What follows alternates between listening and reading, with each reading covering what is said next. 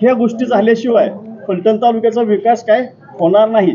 त्यामुळे शिवसेना उद्धव बाळासाहेब ठाकरे पक्षाच्या वतीनं पूर्ण ताकदीनिशी आम्ही पहिल्यापासून आहेच फलटण तालुक्याच्या विकासासाठी आणि न्यायासाठी पूर्णपणे ह्याच्यामध्ये सक्रिय आहेच आम्ही।